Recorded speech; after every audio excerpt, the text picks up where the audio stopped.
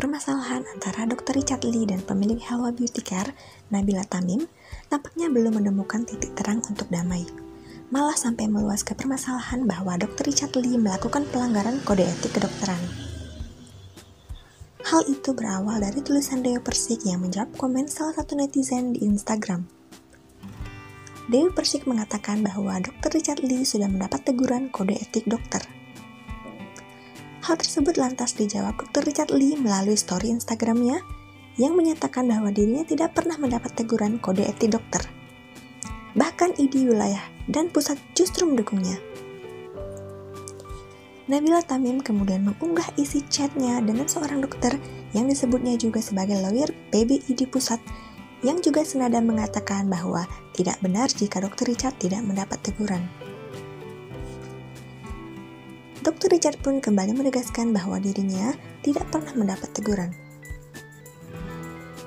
Nabila Tamim pun mengunggah isi chat lainnya dengan jajaran dokter PBID yang mendukung dirinya.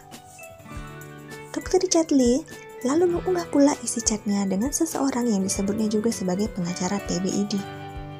Dirinya mengatakan bahwa ia tidak ditegur, melainkan dimintai klarifikasi atas apa yang terjadi. Dr. Richard mengatakan bahwa yang memberi teguran kode etik dokter bukanlah pengacara ID atau 1-2 orang dokter, melainkan harus ada sidang dari MKK DKI, barulah bisa mendapat hukuman. Nabila mempost postingan pemilik Instagram getbeauty_by_Dr. Postingan tersebut menunjukkan bahwa ia tidak menyukai seseorang, ia tidak menyebut nama, tapi bisa kita duga bahwa yang dimaksudnya adalah Dr. Richard. Dr. Greg pun menyatakan mendukung Nabila. Nabila juga menyatakan bahwa dokter-dokter ID pusat dan wilayah mendukung dirinya. Bahkan ia berharap Dr. Richard sadar berapa banyak teman sejawatnya yang ingat padanya. Dr. Richard tampaknya tidak ingin memperpanas suasana dan tidak ada tanda-tanda membalas dengan postingan apapun.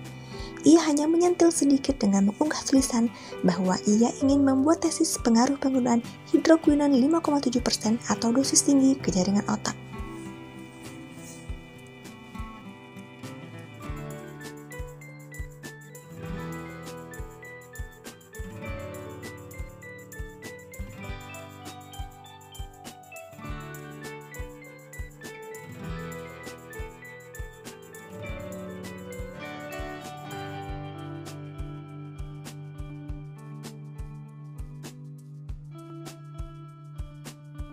Terima kasih sudah menyaksikan Selalu Bahagia Channel. Jangan lupa like, subscribe, dan tekan tanda lonceng ya. Selalu sehat dan selalu bahagia. Terima kasih.